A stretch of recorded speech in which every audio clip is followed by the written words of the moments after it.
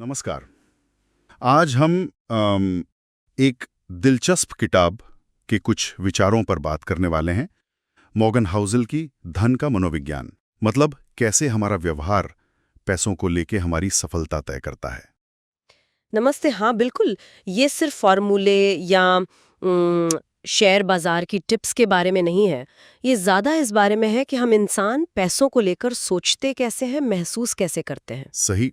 तो सबसे पहले उस विचार पर आते हैं जो शायद थोड़ा चौंकाने वाला है कि पैसे कमाने में या उसे संभालने में आपकी डिग्री या आईक्यू से ज़्यादा आपका बर्ताव मायने रखता है। हाँ, ये सुनने में अजीब लग सकता है, पर हाउसल इसी पर जोर देते हैं। मतलब आप अकादमिक रूप से कितने भी तेज हों, अगर आप भावनाओं में बहकर फैसले लेते हैं, जैसे डर में आकर सब बेच दिया या लालच में आकर कुछ भी खरीद लिया, तो फिर मुश्किल है। बिल्कुल सारी होशियारी फिर काम नहीं आती। और इसके उदाहरण तो हैं ही, जैसे लॉटरी जीतने वाले जो कुछ ही सालों में वापस वहीं पहुंच जाते हैं। हाँ, या फिर बड़े बड़े एथलीट्स जो करोड़ों कमाते हैं और फिर दिवालिया हो जाते हैं।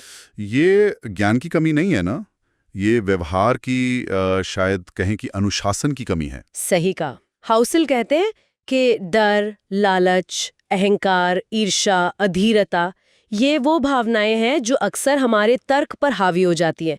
पैसे के मामले में ये ज्यादा होता है। तो अपने व्यवहार पर काबू पाना ही असली चुनौती है। बिल्कुल। अच्छा, इसी से जुड़ा एक और अहम पॉइंट है किस्मत, जोखिम और थोड़ी विनम्रता। हाउसल का वो कथन याद है, कुछ भी उतना अच्छा या बुरा नहीं होता जितना लगता है। हाँ, ये बहुत गहरी बात है। इसका मतलब है कि सफलता सिर्फ मेहनत का नतीजा नहीं होती और असफलता सिर्फ गलतियों का। किस्मत का भी बड़ा हाथ होता है। वो बिल गेट्स वाला उदाहरण बड़ा सटीक है यहाँ पर। हाँ, कि उन्हें स्कूल में कंप्यूटर का एक्सेस मिलना उस जमाने में कितनी बड़ी किस्मत की बात थी। और उनके दोस्त केंट वेंस जो शायद उतने ही या ज्यादा काबिल थे। बिल्कुल, पर एक दुर्घटना में उनकी जान चली गई। नतीजा कितना अलग रहा है ना, जबकि काबिलियत शायद बराबर थी। तो इससे ये सीखने को मिलता है कि अपनी कामयाबी पर बहुत इतराना नहीं चाहिए और दूसरों की नाकामी पे एकदम से उनको जज नहीं करना चाहिए। सही। थोड़ी विनम्रता और सहानुभूति जरूरी है, और किसी की नकल आंख बंद करके नहीं करनी चाहिए, क्योंकि हमें पूरी कहानी नहीं पता होती। हाँ, और यहीं से हाउसल की वो सलाह आती है कि जो जरूरी चीजें आपके पास हैं, उन्हें उन चीजों के लिए दांव पर मत लगाओ जिनकी आपको जरूरत नहीं है। बिल्कुल, ये जिंदगी के कई फैसलों पर लागू होता है।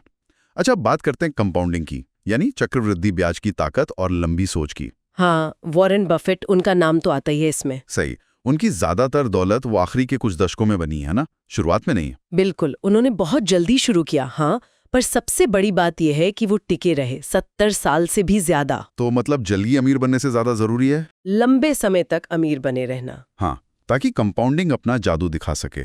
ये धीमी प्रक्रिया है पर बहुत शक्तिशाली। इसके लिए चाहिए धैर्य, और पैनिक में आकर उथल पुथल में मैदान छोड़कर भागना नहीं है। कंपाउंडिंग को बाधित नहीं करना है। बिल्कुल। और ये धैर्य रखना तब आसान हो जाता है जब हम पैसे का असली मकसद समझते हैं, जो कि दिखावा नहीं है। नहीं, बल्कि आजादी है, स्वतंत्रता। क्या बात है। हाउसल कहते हैं कि पैसे की सबसे बड़ी कीमत यह है कि आप सुबह उठ के ये कह सकें, आज मैं वो कर सकता हूं जो मैं करना चाहता हूं। हाँ, मतलब अपने समय पर, अपने फैसलों पर आपका नियंत्रण हो। ये है असली दौलत, ना कि सिर्फ महंगी कार या बड़ा घर। अक्सर लोग चीजें खरीदते हैं दूसरों को दिखाने के लिए, या ऐसी नौकरी करते रहते हैं जो पसंद नहीं, सिर्फ पैसों के लिए। लेकिन सच्ची संपत्ति तो मन की शांति और अपने जीवन पर कंट्रोल है। तो ये सवाल खुद से पूछना चाहिए कि क्या हमारे खर्च हमें ज्यादा आजाद बना रहे हैं या और ज्यादा बांध रहे हैं, निर्भर बना रहे हैं। बिल्कुल। तो अगर हम आज की बातचीत को समेटें तो कुछ मुख्य बातें निकलती हैं।